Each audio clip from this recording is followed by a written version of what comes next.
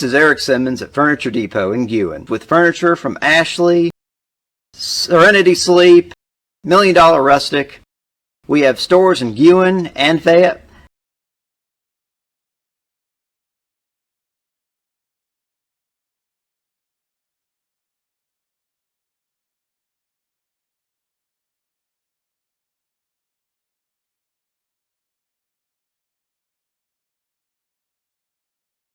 Tom Bigby Electric Cooperative was formed for the need for electricity to the local citizens that were living in the rural areas of Marion, Lamar, and portions of Fayette counties.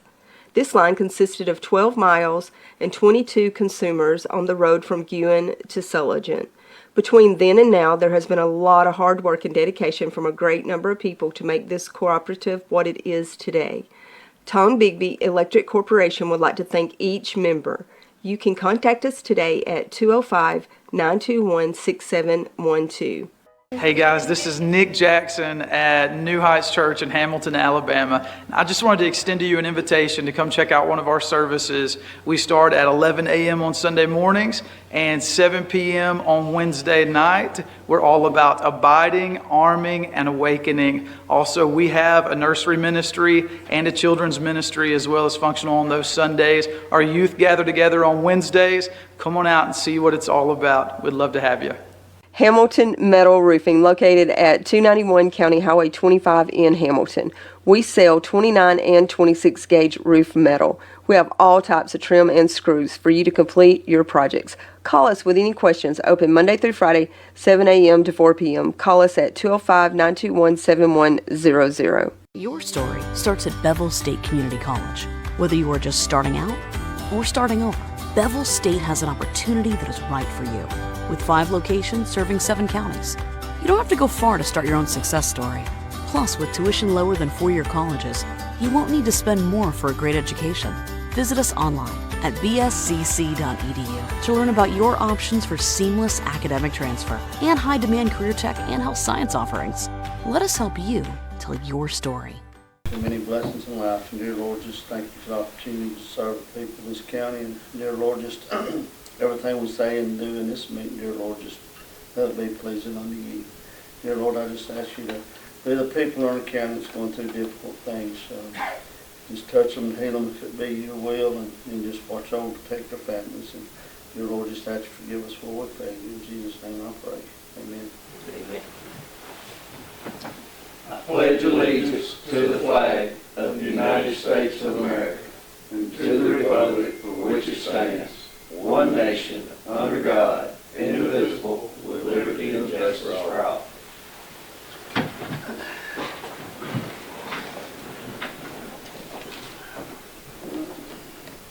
I call the meeting to order. Thank everyone for being here. This time I need a recommendation to rotate chairmanship. Appoint Larry Akers. I'll make that motion. Tim made a motion. Keith second. All in favor? All righty. It's all yours, Larry.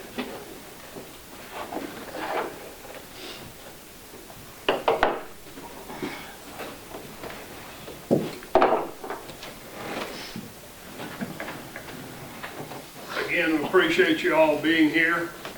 I'm going to ask for a recommendation to amend, a motion to amend the agenda. We have Mr. Brenton Lightsey with us with Tom Bigby Electric, and he's wanting to share some information with us. So I need a motion to amend the agenda where he can Make that motion. I second. all in favor?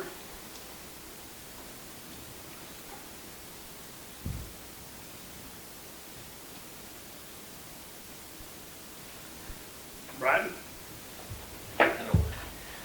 Hey, I mean. that's all right. I've been called a lot worse.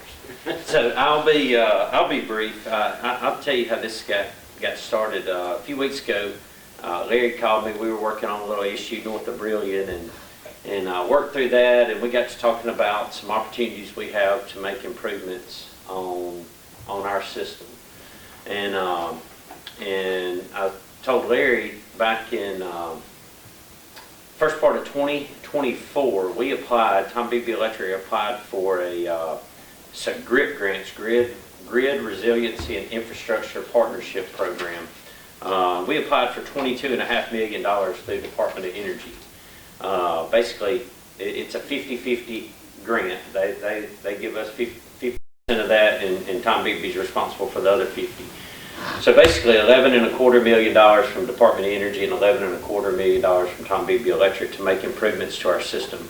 Tom Beebe, that would be a substantial shot in the arm for us to be awarded that grant. Well, in October of 2024, we were awarded that grant by the previous administration. The Biden administration, Department of Energy awarded us that grant.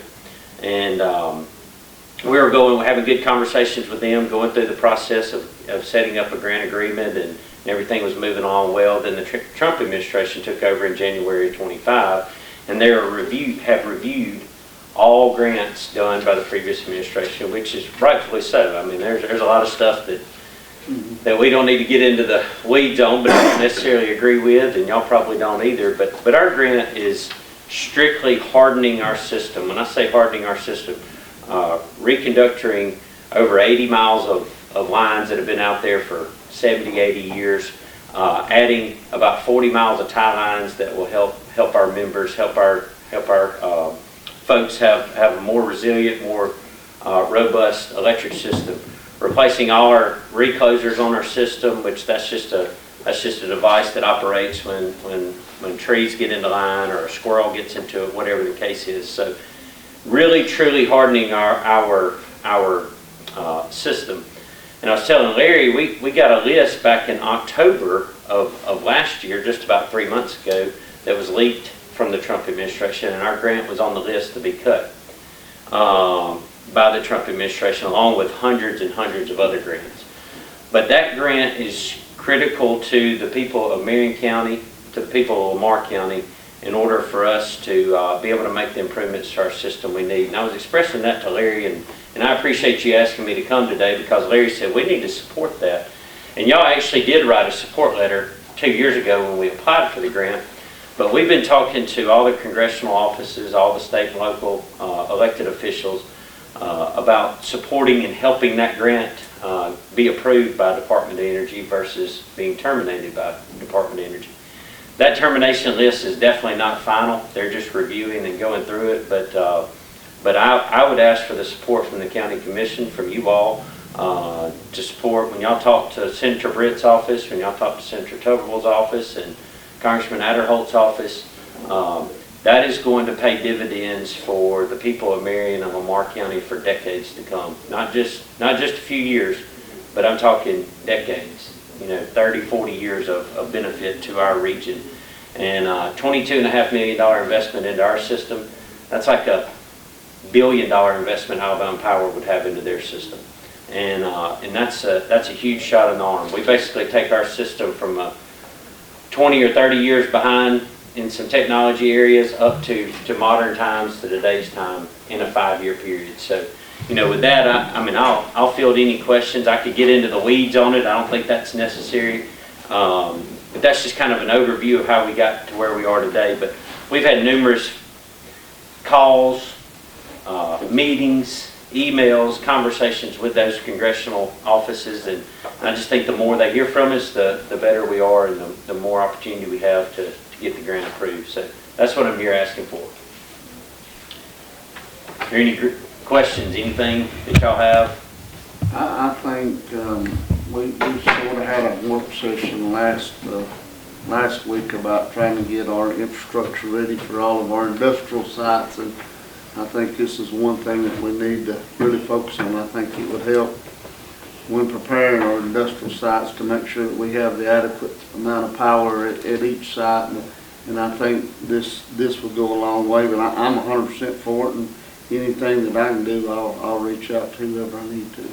Well, I'll tell you, on that note, Tom Beebe serves 8.5 of the 9 exits along I-22. We all know where the development's going to go. It's going to be on or around I-22, and And we have a lot of infrastructure to I-22, especially in the Guin and Winfield area. Even here, when Alabama Power serves the half of where the Loves is and where our office is, where that industrial park is, they serve those two quadrants there. But outside of that, we serve everything else. So we've got three-phase to quite a few exits, especially those, like I said, in Winfield and Guin. But this is just going to allow us to reconductor it, take it basically from like a 3/0 wire to a 336, which can carry a lot more load and do a lot more at the interstates and in that economic development piece. But it's it would be a huge shot in the arm, and it would be much appreciated on anything that y'all could help us with. Any other questions? I'd like to obtain a motion that that we get a letter granted to Adderholt, Britt, and Tuberville's office in our support of this grant for Tom Bigby Electric. I'll make that motion. I second. All in favor? Thank you, Thank sir. you. No, thank you. I appreciate it. And I know I know y'all are preparing for this weekend just like we are. I've got a call at 10:30 this morning, getting ready for the potential of some ice and snow, whatever we face. But these grants, like I said, this stuff will make us more resilient, make us be able to respond better to outages and the situations that we're in here. So I've got to go get on a call to prepare for that, as I'm sure y'all will discuss that some today as well. But if we can be of any help, any assistance at all during that, anytime afterwards, just let us know. Appreciate you, Britt. Thank y'all. Appreciate it. Thank you, sir. Appreciate you.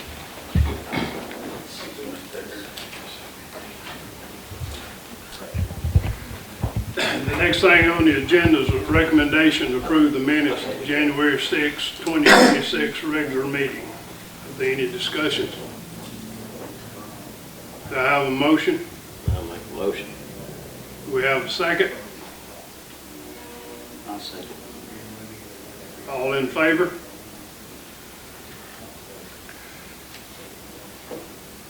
Item number 4 is a recommendation to approve accounts payable. Do we have any discussion? Motion? I'll make a motion. Second? Second. All in favor? Have a recommendation to hire Tanner Myrick with the Solid Waste Department, who has a Class A CDL, 3-year experience driving commercial vehicles. I'll make that motion. Greg made the motion. I second. Tim seconded. All in favor? Next, we have a recommendation to hire Jimmy Miles Jr. with the Solid Waste Department, who also has Class A CDL and 5-year experience with commercial vehicles. Keith made the motion. Do I have a second? Second. Greg seconded. All in favor? We have a recommendation to appoint Phil Fowler to the Marion County E911 Board. Anybody got anything to discuss? He's taking Wade's spot right. Yes, sir. I'll make a motion. I second. Kenneth made the motion, Tim made the second. All in favor? I have a recommendation to appoint Bo Williams to the Bear Creek Development Authority Board. Any discussion on this? I've had a couple of people contact me about, putting Bo on there. The previous one we have hadn't attended the meeting in quite some time, and I had seen Bo earlier last week, and he said he'd be interested in it, so I'll make that motion. Greg made the motion. Do we have a second? Second. Tim second. All in favor? I'm gonna abstain. Man, these Kent folks. All right. We have a recommendation to appoint Frank Pugh and Josh Brooks to the Twin Water Authority Board. Is there any discussion of this? I'll make a motion. Who's Josh? I know Frank got him alive. Josh lives at the intersection of 42 and 253. Okay, yeah. He's got a shop there behind his Yeah. house. Keith, you made that motion? Yes, sir. Keith made the motion. Do I have a second? I second. Tim seconded. All in favor? Recommendation to pursue the options for the gate for the airport. Scott, you want to enlighten us? Yes, sir. Mr. Davis at the airport, we've got a gate going, from the road to the airport, and it's an easy access gate. We need a little more secure gate, and I think he had looked at some options. Wesley and I think Commissioner Gunyon have been at a meeting with the airport board.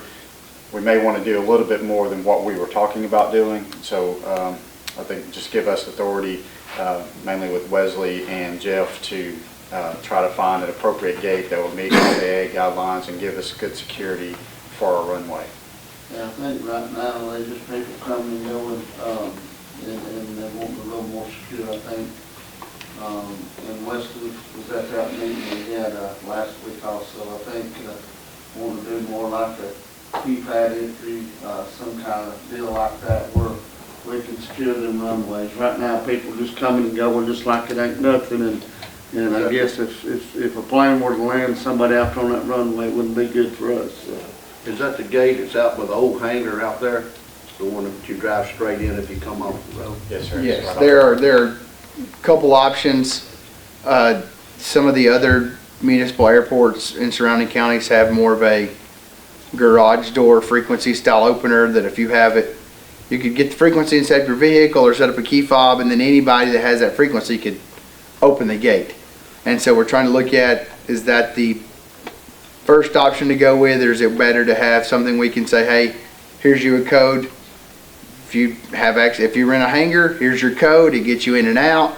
But then we can keep track at a log who's going in and out. So there's a couple options we need to look at with our securing gates, who has access, who doesn't. If we put a gate there that's accessible, we've got to make sure that our EMS and fire can get through that gate anytime they need to. If there's a plane on fire or a crash or something, that we're not just having certain codes and certain things. So it may need to be more, we may need to spend more money than just getting it to be an electric gate to open up and close. So we're looking into some options, but it may be, we got to explore our best value for what we're getting, but also security wise as well. I know we've got several grants in the past year or two to make that all better down there. Are they any available for just this, or we got any left over out of any of those grants that we could put towards that? We don't have any with our other current grants that we have, because they're for very specific purposes, but we have just received a refund back from a prior grant that we had based upon the expenses we had at the airport. We can use that money to go to the gate. That's what I just wondered how we're going to pay for it, how much. Yeah, I'm sure it's not going to be cheap. Probably going back in the same place as the other gate, or will it be moved back this way some, or?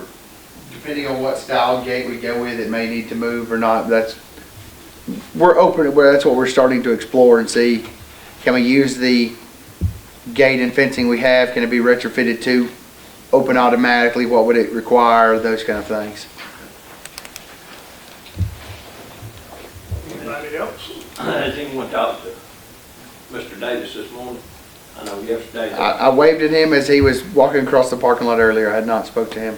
I know yesterday he said he missed a big sale on jet fuel because the pump was down again. The pump repair person that's coming, where our parts should be in anytime soon.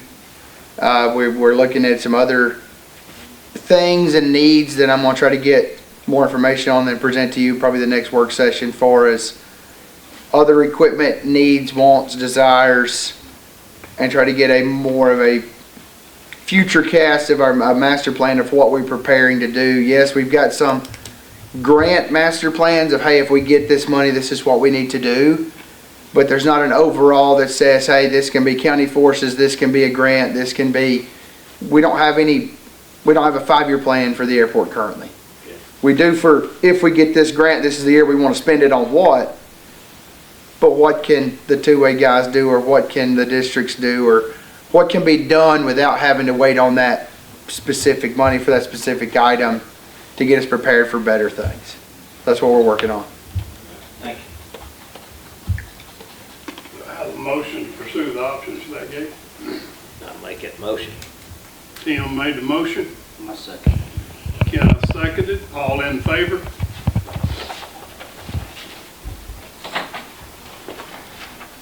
Next thing is the OTM cyber update. That'll be EMA Russ Taylor. Yes, sir. Thank you. Last Friday, the OTM was actually the CEO of that company.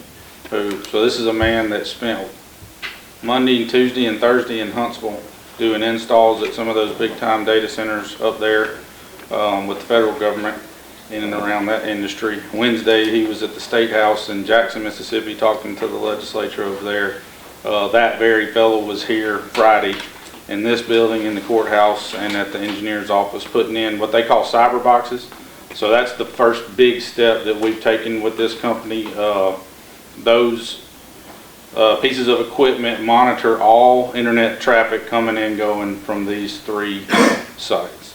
That is a major step towards improving our cybersecurity. That's 24/7 monitoring by, I think he called them digital forensic type of folks. Like, these are people that have gone to school for this type of thing. So I was telling Scott last week, I could not be more pleased with the decision y'all made to go with that company. They have got an excellent reputation, and getting to know Jamie, I mean, they know their stuff. Now, there's things they don't do that we still need to take care of, which is think more along the lines of like end user equipment type stuff.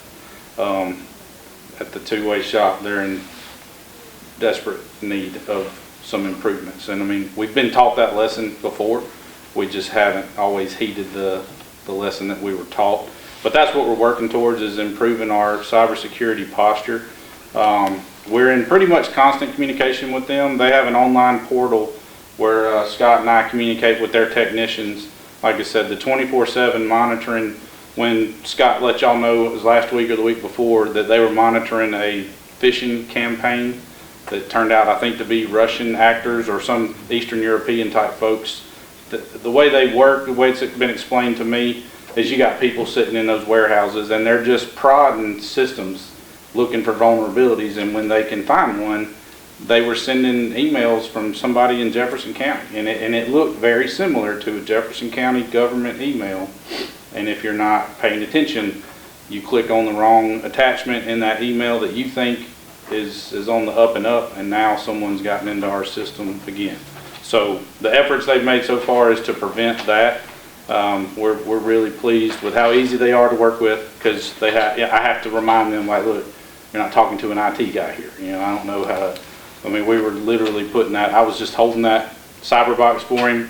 He was putting them on the wall, hooking everything up, making sure everything was online and functional before he left. He's taking real good care of us. He's also going to help us transition into a .gov domain, which I wholeheartely endorse. When we get to that point, that's something I think the commission will need to take action on in the minutes. To have MarionCountyAL.gov, it lends credibility to all the electronic communication that we have. It also opens the door for certain grant opportunities at the federal level through the CISA, that federal agency of tech nerds. But there's things out there, there's opportunities we can go after once we have that .gov domain that you know, we're not eligible for right now. And then it all circles back. Hey, it's good for us to be protected, you know, on the cyber front, given all the communication, financial, personnel, all that information that we're, you know, that's out there. But also to be able to, I don't know the things that are out there that the federal government may have for us that just kind of bolsters that security posture. Anyway, we'll be in contact. That's something they're going to do for us just included with the agreement we already have, which again, that's a big deal, because there's that process. There was a time in the past where that was a very simple process. Now it's much more difficult. The federal government is, like they do everything else, they've tightened and put more restrictions and more regulations on who's allowed a .gov domain. You know, they've added steps to it. So for them to help us out to get there is a good thing. Other than that, Russ, does this, have they got it in place so far to protect our emails coming in yet, or is that, we're just in the first phase and yes, they're working towards that, right? So OTM they monitor all the traffic coming and going. They're not necessarily putting the protection like on our desktop computers. However, that is a campaign we're working towards as far as like training and instructing. When we have our safety lunch that Barbara's going to cook for, he's coming and he's going to talk to everybody about what you can do in your office, what you should, good best practices at your home, and what, things like that you can do to protect yourself.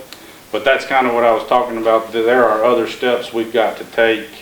The way Jamie put it, he's like, you wouldn't pay, a surgeon, like a heart surgeon, to do like your general practice type medical stuff. They're highly specialized and technically savvy in what they do. There's other folks that can take care of some of the other issues we've got, but we're working towards it.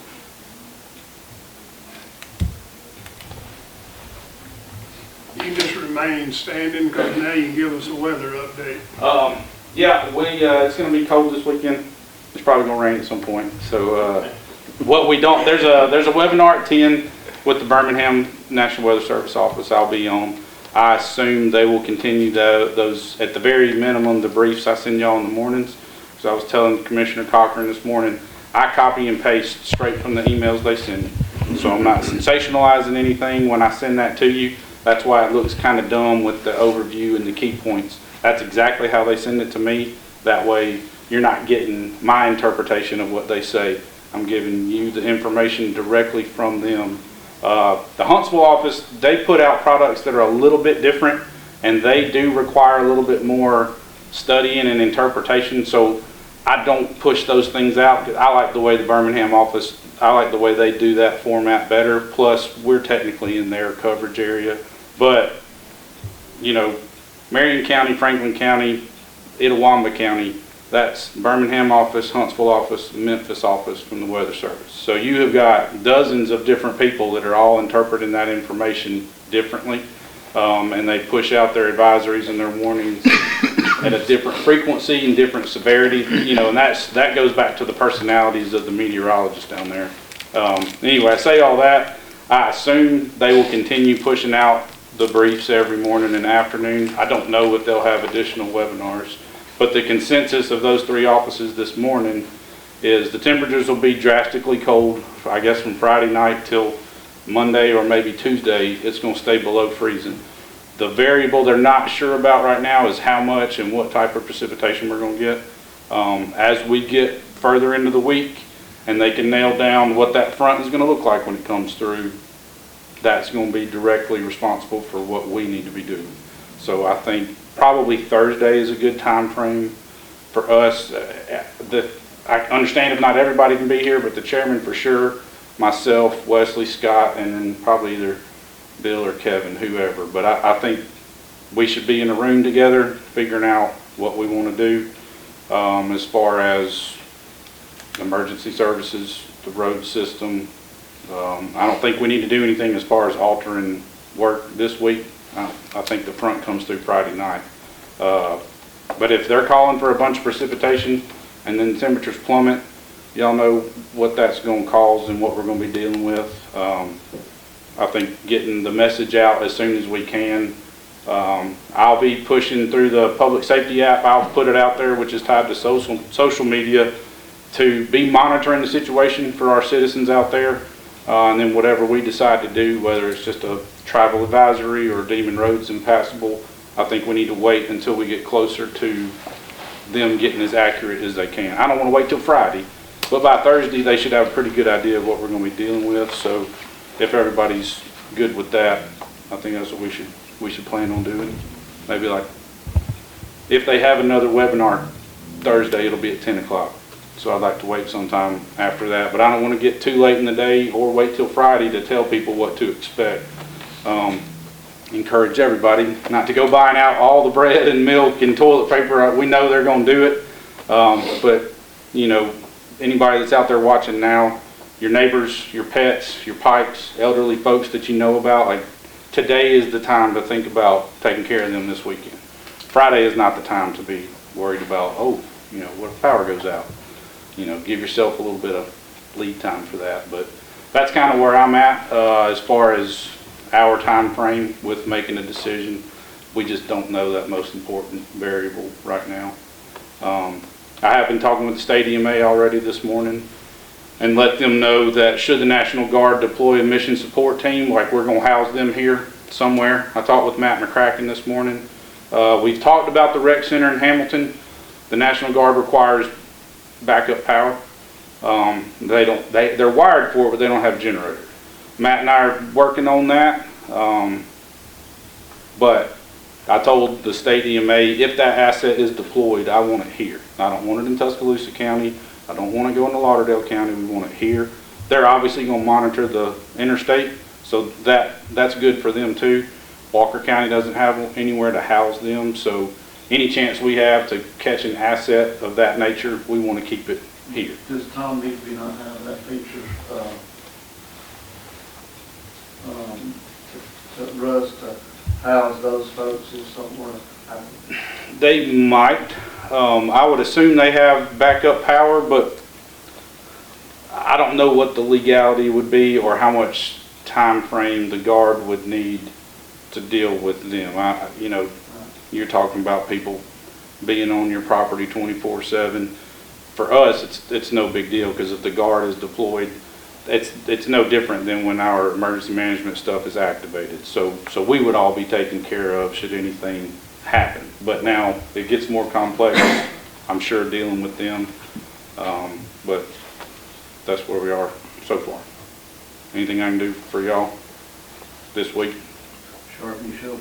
Yeah, I know. Make sure your power saws are ready to go. So I've talked with Chief Deputy, and you know, the sheriff had surgery on his thumb yesterday, but we'll be in touch with Alabama Department of Public Health has already pushed out for our area, talking about the healthcare facilities that are in our healthcare coalition, making sure that people know from a staffing perspective, if you're working Friday night, there's a good chance you'll be working Saturday and Sunday too.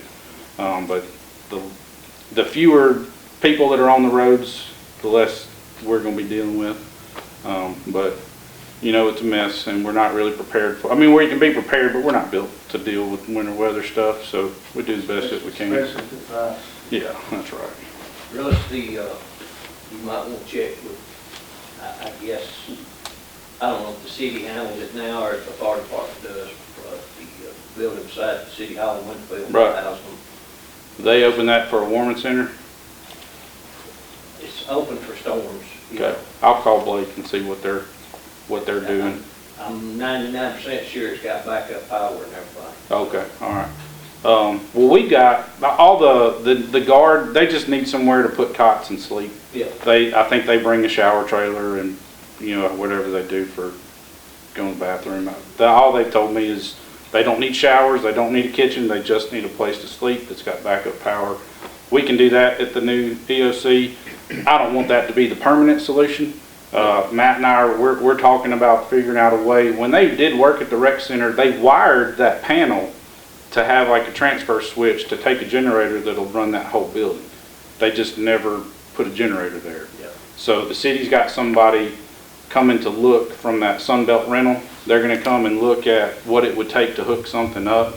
I told Matt to let me know before I don't ever want to spend somebody's money for them, but if that's something they're going to do that's reasonable, you know, I said, well, let's think about how much that would be, and then we'll weigh that, whether or not we should pull the trigger on it. They may cut us a deal, but from a permanent solution, we need to figure out a way to get a generator for that for that building.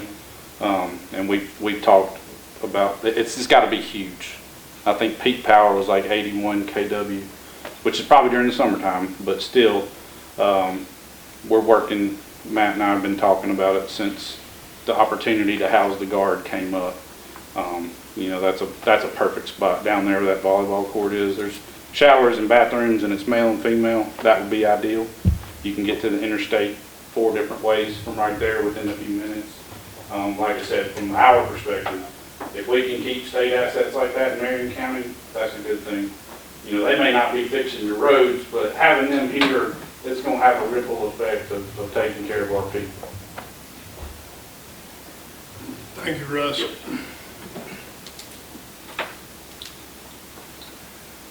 Do I have a recommendation to adjourn? I'll make a motion. Rick, Kenneth made the motion. Do I have a second? Second. Keith seconded. All in favor? We're adjourned. This is Eric Simmons at Furniture Depot in Guin with furniture from Ashley, Serenity Sleep, $1 Million Rustic. We have stores in Guin and Fayette.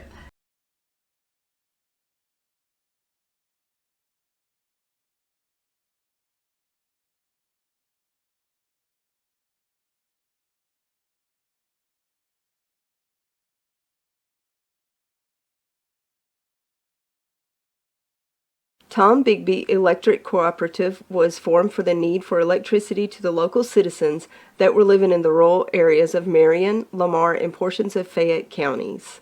This line consisted of 12 miles and 22 consumers on the road from Guin to Sulligent. Between then and now, there has been a lot of hard work and dedication from a great number of people to make this cooperative what it is today. Tom Bigby Electric Corporation would like to thank each member. You can contact us today at 205-921-6712.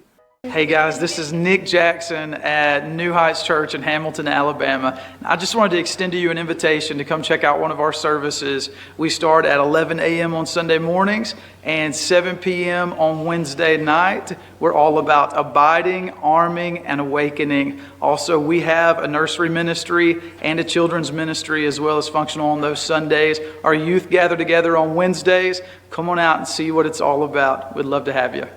Hamilton Metal Roofing, located at 291 County Highway 25 in Hamilton. We sell 29 and 26 gauge roof metal. We have all types of trim and screws for you to complete your projects. Call us with any questions. Open Monday through Friday, 7 a.m. to 4 p.m. Call us at 205-921-7100. Your story starts at Bevel State Community College. Whether you are just starting out or starting over, Bevel State has an opportunity that is right for you. With 5 locations serving 7 counties. You don't have to go far to start your own success story. Plus, with tuition lower than 4-year colleges, you won't need to spend more for a great education. Visit us online at bscc.edu to learn about your options for seamless academic transfer and high-demand career tech and health science offerings. Let us help you tell your story.